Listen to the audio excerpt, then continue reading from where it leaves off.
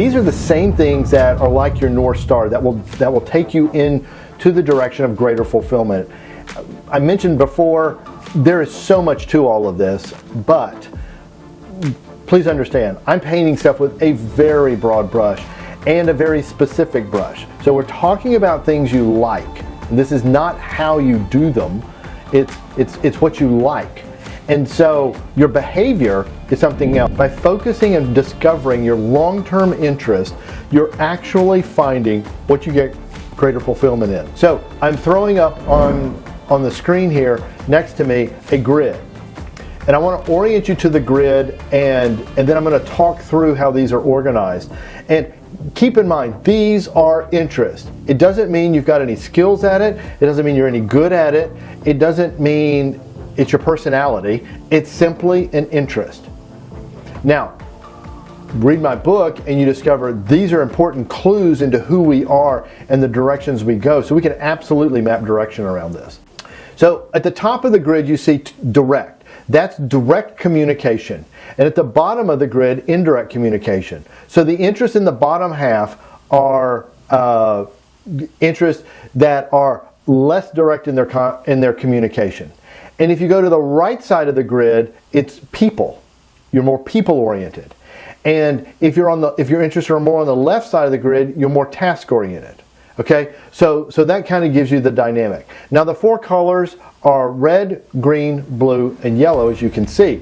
And so reds are doers. Okay, so they're more to the task side and they're more direct in their communication. Talkers are obviously going to talk to people, so they're more toward the people side of it and obviously direct communication. Now here's what's interesting. The blues, the thinkers, are less direct, but they're on the people side. And then the more task-oriented, indirect communicators are the analyzers. And they're systematic, they're organizing, okay? So let's go through the doers. We've got mechanical, outdoor, and scientific. And those are all task-oriented. Now, I'll tell you, so sort of a little bit behind the scenes, like scientific isn't pure red, okay? It's got some blue in it. So it kind of pulls you down toward the blue a little bit, but mechanical pulls you up and to the right. Okay, does that make sense? In talker, you have persuasive, that's pulling you up into the green, up and away, all right? Social service is got a little blue in it, all right? So it's still in the green, but it's got a little blue, so it can pull you down to the thinker part.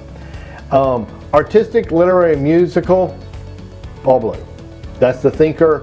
And the analyzer, clerical, numerical, all yellow. So we're talking about things you like. And this is not how you do them. It's what you like. And so your behavior is something else. And the reason for the focus here is this next graph. And I want to show you this grid because I'm taking this a little further and I want you to kind of plot yourself somewhere in one of these quadrants. And here's why. If you can be doing things you like to do every day, that's going to be rejuvenating for you. And if you're in stress, definitely go to one of your top 2 or 3 interests that you've identified. If, on the other hand, your organization, you go to work and you're just kind of dull and lethargic and it doesn't excite you, this is why I want you to look at this, because you need to bring some of this into your business and orient your business, because your long-term pool is where you're leading the company, and your long-term pool is where your interests are. So keep in mind, interest isn't necessarily ability, but it can be. And so that's okay. And so, like, we know, like, musical is blue, for example. Well, you might play music on the radio all the time and know every song that's being played, but you may not be able to play an instrument. You're still a high music. So ability and music may not go together, or it might. So let me go through these, and I'm gonna do this in a little different way. So reds and blues are opposite, and greens and yellows are opposite. And I think that'll help in sort of the orientation. So you can read the graph, and I'm going to just kind of talk to it. And all I'm trying to do is, as I talk, I want you just thinking about, gee, where do I fit? Where does my organization fit? Are we mostly, so green, results with people? Do we tend to be outgoing and people oriented? Is that where I am? Because you, as the owner, entrepreneur, leader, you're going to pull in that direction. Some of the things that are in that, like if a retail business is green, obviously, okay? In fact, any kind of sales position is green. Service is typically going to be green. Now, there's going to be technical aspects to things, of course. So again, broad brush, just keep that in mind. Real estate, stock and bond sales, so the financial area. Legal, especially, not all legal, but some legal is, like litigation would definitely be one, or corporate. So that gives you kind of an idea, you know, if you like green and you're more than likely going to have green interest characteristics in the orientation of your business.